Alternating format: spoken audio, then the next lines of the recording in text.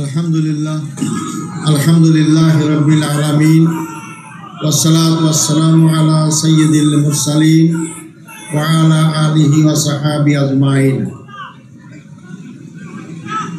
আজকের এই বিশাল মহাসমুদ্রের সম্মানিত সভাপতি, মঞ্চে উপবিষ্ট বাংলাদেশ জামাত ইসলামীর সংগ্রামী আমির জনাব ডাক্তার শফিকুর রহমান, বাংলাদেশ জামাত ইসলামীর কেন্দ্রীয় এবং স্থানীয় নেতৃবৃন্দ, সমবেত ভাই ও বন্ধুগণ, আসসালামু আলাইকুম রহমতুল্লাহ। মুসলিম ভাইদের প্রতি থাকলো আমার আন্তরিক মোবারকবাদ। সাংবাদিক বন্ধুগণ, তাদের প্রতি থাকলো আমার আন্তরিক মোবারকবাদ। সংগ্রামী ভাই ও বন্ধুগণ, আমি আপনাদের সাথে মিলিত হতে পারবো এটা কোনো সময় চিন্তায় আসেনি। আমি কারাগারে ফাঁসির কাস্টে ঝোলার জন্য প্রস্তুত ছিলাম। আল্লাহ যে আমাকে ফাঁসির মঞ্চ থেকে জনতার মঞ্চে নিয়ে আসবে এটা আল্লাহ ছাড়া কেউ জানতো না। আজকে আমি ফাঁসির মঞ্চ থেকে লক্ষ জনতার মঞ্চে হাজির হয়েছি। সবই আল্লাহর মেহেরবানি, আল্লাহর রহমত। যে গলায় আমার দড়ি রশ্মি ঝোলানোর কথা ছিল সেখানে আমার ফুলের মালা পড়ে, সবই আল্লাহর রহমত। আমার ফাঁসি দেওয়ার জন্য যে সমস্ত সাক্ষী সুবুজ জোগাড় করা হয়েছিল আপনারা শুনেছেন ইতিমধ্যেই, তাদের মাধ্যমে মিথ্যা সাক্ষী দিয়ে আমাকে ফাঁসির কাস্টে ঝোলার চেষ্টা করা হলো। আল্লাহ আমাকে মুক্ত করেছেন। আমার পরিবার থেকে আমি সম্পূর্ণ বিচ্ছিন্ন ছিলাম। আমার স্ত্রীও আমার কারাগারে থাকা অবস্থায় ইন্তেকাল করেছেন। আমার ছেলেকেও আমার সাথে গ্রেপ্তার করেছিল। আমি বলছি, বাবা মুক্ত বাবা, তুমি এই দেশে আর থাকিও না, দেশের বাইরে চলে যাও, নাহলে তোমাকে গুম করবে, হত্যা করবে। আমার পরিবারের লোকরা শোকা হতো, তুমি যদি আবার গুম হতে আরও তারা কষ্ট পাবে। এভাবে আমি পরিবার থেকে সম্পূর্ণ বিচ্ছিন্ন। কিন্তু আপনাদের দোয়া, আল্লাহর রহমতে আমি আবার আপনাদের মাঝে আসতে পেরেছি। এই রংপুর জেলা স্কুল মাঠ, এই স্কুল হচ্ছে আমার প্রাণপুরী স্কুল। এই স্কুলে আমি লেখাপড়া করেছি। এই স্কুল থেকে আমি এসএসসি পাস করেছি। এই মাঠ আমার সব চেনা। আমার রংপুরই কেটেছে আমার কিশোর বয়স, যুবক বয়স, পুরা বয়স এই রংপুর। আমার এই রংপুরেই আমার জন্য, এই রংপুর শহরে আমি বসবাস করেছি।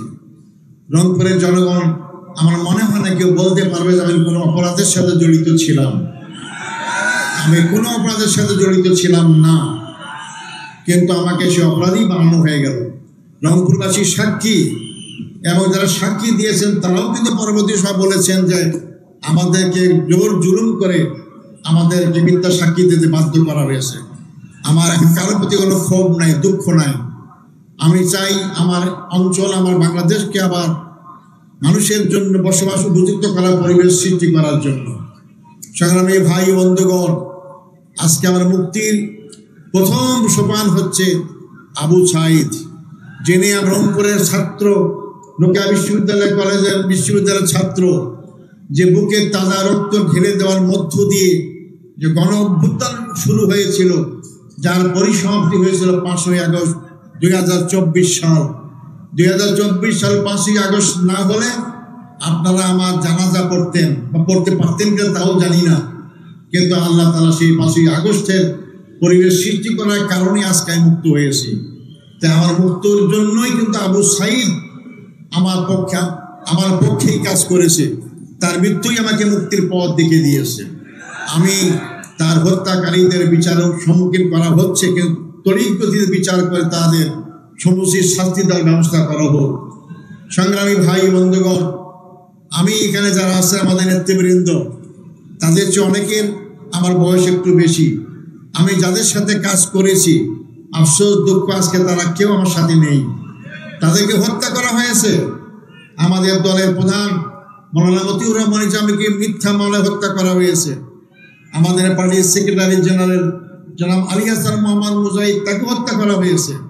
আমাদের পার্টির 2 জন সহকারী সেক্রেটারি জেনারেল জনাব মোহাম্মদ কামারুজ্জামান আব্দুল কাদের মোল্লা এবং নির্বাহী পরিষদ সদস্য জনাব মীর কাসিম সাহেব আলীকে ফাঁসি কাস্টে দিয়ে হত্যা করা হয়েছে। আমি তাদের আত্মার মাগফিরাত কামনা করি। তাদের পরিবারে যারা জীবিত আছেন শোক পরিবারদের আমি সমবেদনা জ্ঞাপনা করি এবং এই সমস্ত মামলার মাধ্যমে যাদেরকে হত্যা করা হয়েছে আমি তাদের বিচার আওতায় আমি দাবি জানাচ্ছি। এই কারাগারেই যারা ফাঁসি হয়েছে কিন্তু কার্যকর করা হয়নি, মামলার রায় হয়েছে, যাবজ্জীবন দেওয়া হয়েছে, অথবা মামলা চালাবার অবস্থায় ছিল, তাদেরকেও হত্যা করা হয়েছে কারাগারে বিনা চিকিৎসায়। তার মধ্যে অধ্যাপক গোলাম আজম, আপনার নাম জানেন, আমার মৌলানা আবুল কালাম আজাদ, মৌলানা আবুল কালাম ইউসুফ, তাকে হত্যা করা হয়েছে। মৌলানা আব্দুস সোবহান, যিনি পাঁচবার জাতীয় সংসদের সদস্য নির্বাচিত হয়েছিলেন। যারা যুদ্ধ অপরাধ করে, যারা মানবতা বিরোধী অপরাধ করে, তারা কি জনগণের ভোটে নির্বাচিত হতে পারে? আমি চ্যালেঞ্জ দিয়ে বলতে পারি দুনিয়ার কোনো দেশে এরকম কোনো উদাহরণ নাই। কিন্তু তাদেরকেও তো ফাঁসির কাছে ঝুলাবার চেষ্টা করা হলো।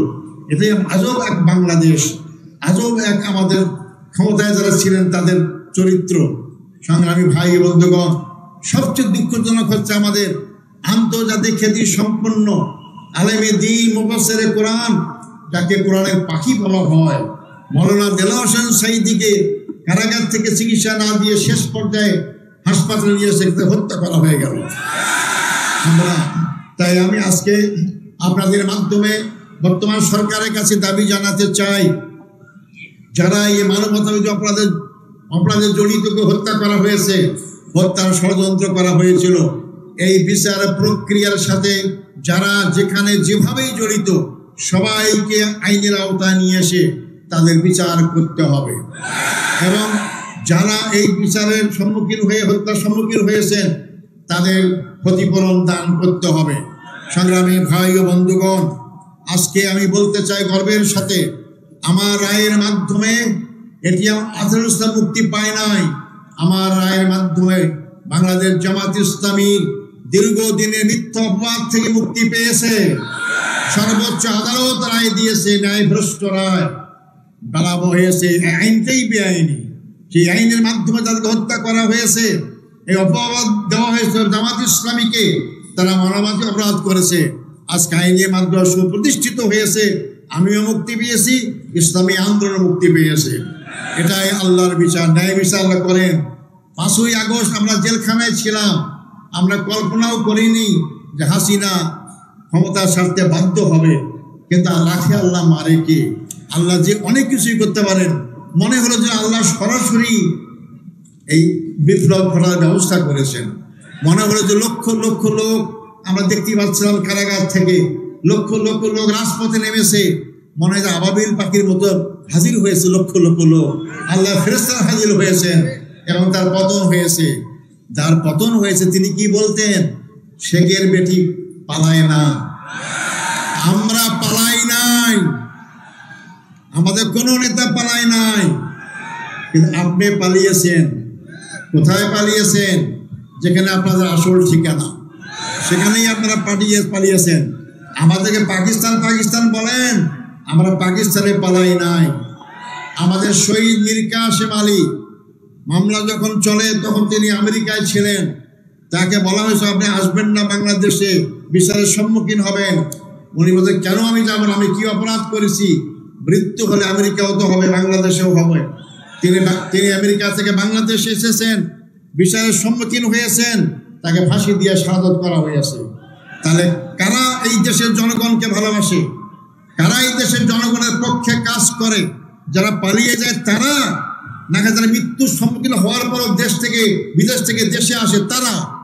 আসল তারাই দেশপ্রেমিক, তাদের দ্বারা এই দেশ রক্ষা পেতে পারে, তাদের দ্বারা এই দেশের সীমানা রক্ষা হতে পারে। সংগ্রামী ভাই বন্ধুগণ, আজকে বাংলাদেশের জনগণকে চিন্তা করতে বলবো। আবেগ দিয়ে 54 বছর কাটিয়ে দিলাম, অনেক স্লোগান দিয়ে জাতিকে বিভক্ত করলাম, কিন্তু জাতির কোনো কল্যাণ করতে পারলাম না। আমাদের সত্যিকার অর্থে আধিপত্যবাদ বিরোধী শক্তি বাংলাদেশের জনগণের পক্ষে সবসময় যারা থাকে, যারা দেশে পালিয়ে যাওয়ার চিন্তা করে না, তাদের দ্বারা এই দেশ নিরাপদ, তাদের দ্বারা এই দেশের গণতন্ত্র নিরাপদ, তাদের দ্বারা এই দেশের জনগণের অধিকার নিরাপদ। তাই আগামী নির্বাচনে সেই চিন্তা আমাদের মাথায় অবশ্যই রাখতে হবে। সংগ্রামী ভাই বন্ধুগণ, আমি যে মুক্তি পেয়ে গেলাম, এটা কি আমার এক্সটেনশন লাইফ না, বর্ধিত জীবন না? আমি তো শহীদ হয়ে যেতাম, আমাকে ফাঁসি ঝুলে আপনার সাথে দেখা হতো না। তা আল্লাহ আমাকে বাঁচিয়েছেন, এটা আমার বর্ধিত লাইফ। আমি আপনাদের কাছে ঘোষণা করতে চাই, আমি ছাত্র জীবন থেকে ইসলামী আন্দোলন করি, জনগণের জন্য কাজ করি, এরকম পরিসরেই কাজ করেছি। আমি আমার এই বর্ধিত জীবনটা আল্লাহর দিনের জন্য অক্ষয় করতে চাই। আমি আল্লাহর দিনেই যাবো। আমি সবাইকে অনুরোধ করব, এই দিন ক্ষণস্থায়ী, দুনিয়া ক্ষণস্থায়ী, যে কোনো মানুষকে মরতে হবে, মনে আমাদের যেতে হবে আল্লাহর কাছে। সে আল্লাহর কাছে আমাদের কাছে অপেক্ষা করছে দুইটা জিনিস, একটা জান্নাত, একটা জাহান্নাম। যদি আমরা জান্নাতে যেতে চাই, দুনিয়ার এই জীবনে আমাদের আল্লাহর দিন কায়েমের চেষ্টায় এগিয়ে আসতে হবে। জামাত ইসলামী সেই কাজটাই করছে। আসুন আমরা সেই জামাত ইসলামীর সাথে সম্পৃক্ত হয়ে, যারা হয়নি এখনো, আমরা আগামী দিনে বাংলাদেশকে ইসলামের বাংলাদেশ গড়ার জন্য আমরা চেষ্টা করি। সময় আমার কম, আমাদের আমির জামাত মূল বক্তব্য রাখবেন। আমি আমার আবেগ নিয়ে আসছি, আবেগ আপ্লুতমি। এত লোক আমার দেখার সৌভাগ্য এই রংপুর শহরে হয় নাই। এর আগে তো অনেক প্রোগ্রাম করেছি, তখন তো আমরা অল্প লোক পেতাম, আজকে লক্ষ লক্ষ লোক জমায়েত হয়েছে। আসার পথে রাস্তা দিয়ে আসতে পারতাম না, আল্লাহর কি রহমান মহিমা। আমি তাই আপনাদের কাছে আমি আমার বক্তব্য শেষ করার আগে আমি আপনাদের আমার অভিব্যক্তি ব্যক্ত করতে চাই। আমি শুনেছি জেলখানায় আমার মুক্তির জন্য আপনারা অনেকে রোজা রেখেছেন, আমার মুক্তির জন্য অনেকে নামাজ পড়েছেন, নফল নামাজ পড়েছেন, এমন অনেকে উমরাও করেছেন, অনেকে আপনার আন্দোলন করেছেন। আমি সবাইকে আমার অন্তঃস্থল থেকে আপনাদেরকে মোবারকবাদ, অভিনন্দন জানাচ্ছি। আপনারা আমার অভিনন্দন গ্রহণ করবেন। আপনাদের দোয়ায়, আপনাদের এই যে আগ্রহ, আল্লাহ আমাকে কবুল করেছেন। আপনাদের চোখের পানি আল্লাহ কবুল করেছেন, আমাকে আল্লাহ কবুল করেছেন। কিন্তু আপনারা আমাকে দোয়া করবেন, আমি বাকি জীবন যেন আপনাদের পক্ষে, দেশের পক্ষে, আমার এলাকার পক্ষে জীবন ভরে কাজ করতে পারি, সে তৌফিক দান করেন। সংগ্রামী ভাই বন্ধুগণ, আবু সাইদ কেন জীবন দিয়েছে? আবু সাইদ কি তার নিজের কোনো সম্পত্তি উদ্ধার করার জন্য জীবন দিয়েছে? তার ব্যক্তিগত স্বার্থে কোনো জীবন দিয়েছে? না, সে দেশের স্বার্থে জীবন দিয়েছে। সে এমন বৈষম্য মুক্ত একটা বাংলাদেশ চেয়েছিল, কিন্তু বাংলাদেশ মুক্ত হয়েছে। কোথা থেকে মুক্ত হয়েছে? 15.5 বছরে আমাদের ভোটের কোনো অধিকার ছিল না, 15.5 বছরে গণতন্ত্র ছিল না, 15.5 বছরে আমাদের বাক স্বাধীনতা ছিল না, 15.5 বছরে আমাদের সীমানা রক্ষিত ছিল। এই 15.5 বছরে আমাদের রাজনৈতিক এবং সাংস্কৃতিক কোনো স্বাধীনতা ছিল না। আধিপত্যবাদী শক্তি রাজনৈতিক থাওয়া এবং সাংস্কৃতিক আগ্রাসন আমাদের মূল ইমানি শক্তিকে দুর্বল করে দিয়েছে। আমাদের যুব শক্তির চরিত্রকে ধ্বংস করা হয়েছে। আজকে সেখান থেকে আমাদের দেশকে আবার নতুন করে গড়তে হবে। এই নতুন বাংলাদেশ গড়ার ক্ষেত্রে দলীয় স্বার্থের ঊর্ধ্বে ওঠে সকল ভেদাভেদ ভুলে গিয়ে জাতীয় ঐক্য গড়ে আবু সাইদের স্বপ্নকে বাস্তবায়ন করতে হবে। আবু সাইদের স্বপ্ন ছিল একটা আধিপত্যবাদ মুক্ত বাংলাদেশ। আবু সাইদের স্বপ্ন ছিল বৈষম্যহীন বাংলাদেশ। আবু সাইদের স্বপ্ন ছিল যার ভোট নিজের পছন্দের এই বাক্সে ভোট দিতে পারবে, এইরকম একটি বাংলাদেশ। আবু সাইদের স্বপ্ন ছিল গণতন্ত্র বাংলাদেশ প্রতিষ্ঠা হোক, সেই বাংলাদেশ। আর এই বৈষম্য বাংলাদেশ গড়তে হলেই, আপনার আগের বক্তা শুনেছেন, এই বাংলাদেশের 54 বছরে অনেক আইন, অনেক কিছু পরীক্ষা হয়েছে, কোনো আইন দিয়ে বাংলাদেশের জনগণের মুক্তি নিশ্চিত হয় নাই। তাই নতুন বাংলাদেশ গড়তে হলে নতুনভাবে এগিয়ে যেতে হবে। আর তা হচ্ছে আল্লাহর আইন এবং সৎ লোকের শাসন। আল্লাহর আইন সৎ লোকের শাসনের মাধ্যমেই বাংলাদেশ সার্বিকভাবে মুক্তি পাইতে পারে। আসুন আমরা সেই আগামী দিন আল্লাহর আইন সৎ লোকের শাসনের আন্দোলনের সবাইকে আমরা এগিয়ে আসার আহ্বান জানাই এবং সেই বাংলাদেশ গড়ার জন্য আমরা সবাই সামনে দিকে এগিয়ে যাই। সংগ্রামী ভাই বন্ধুগণ, আপনারা কষ্ট করে এই মহাসমুদ্রে উপস্থিত হয়েছেন, এই জন্য আমি আমার পক্ষ থেকে অন্তঃস্থল থেকে আপনাদেরকে মোবারকবাদ জানাই। আমি আবারও আপনাদের কাছে দোয়া চাই, আল্লাহ যেন আমাকে সুস্থ রাখেন, ভালো রাখেন এবং যাতে করে আল্লাহ দিনের পথে বাকি জীবনটা আমি ব্যয় করতে পারি, সেই দোয়া কামনা করে এবং আবারও আপনাদের সামনে হাজির হওয়ার আশা ব্যক্ত করে আমার বক্তব্য এখানে শেষ করছি। আসসালামু আলাইকুম রহমতুল্লাহি ওয়া বারাকাতুহু।